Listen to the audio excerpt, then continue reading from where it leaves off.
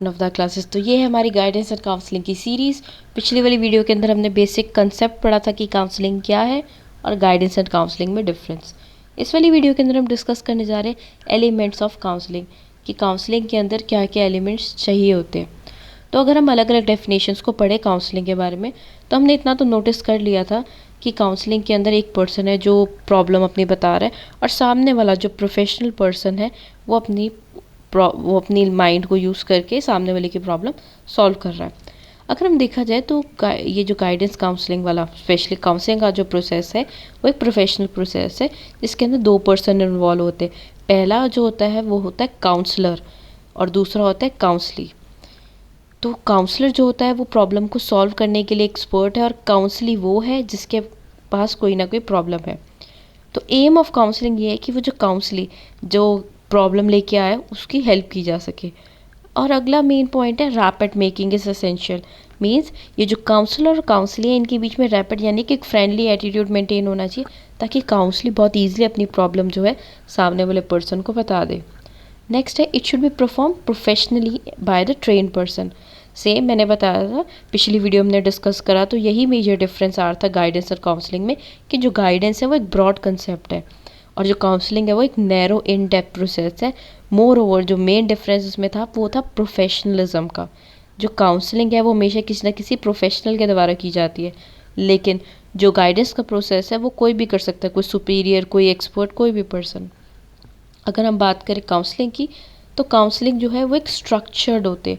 Structure मतलब proper procedure follow किया जाता है, प्रॉपर स्टेप्स होते हैं वो भी फॉलो किए जाते हैं। हमने पिछली वीडियोस के अंदर डिस्कस भी करा था कि क्या क्या स्टेप्स जो है वो काउंसलिंग के प्रोसेस में और गाइडेंस के प्रोसेस में यूज़ किए जाते हैं। गाइडेंस के लिए सेपरेट वीडियोस थी, 3 अलग अलग मेथड्स थे, और काउंसलिंग के लिए भी डिफरेंट मेथड्स हैं, वो भी हम डिस्कस करेंगे।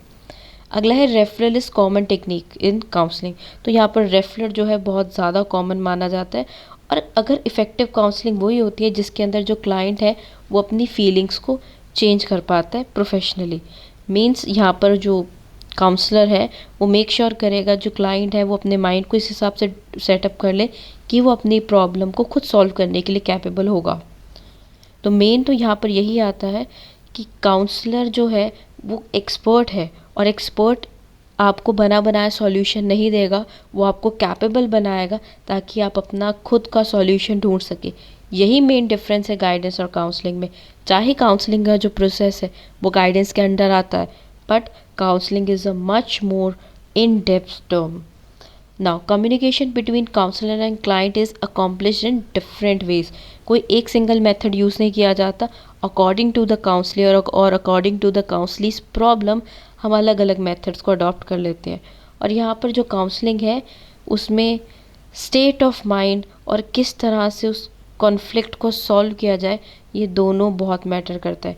यानी कि जो काउंसलिंग है उसमें जो काउंसली है जिसको प्रॉब्लम है उसका स्टेट ऑफ माइंड उस टाइम पे कैसा है और उस कन्फ्लिक्ट के रिगार्डिंग उसके क्या थॉट्स हैं और ऐसा क्या हम स्टेप उठा सकते हैं कि वो खुद इस कन्फ्लिक्ट को सॉल्व कर सके, उसकी ये जो इनएबिलिटी है कन्फ्लिक्ट को सॉल्व करने की वो हट सके।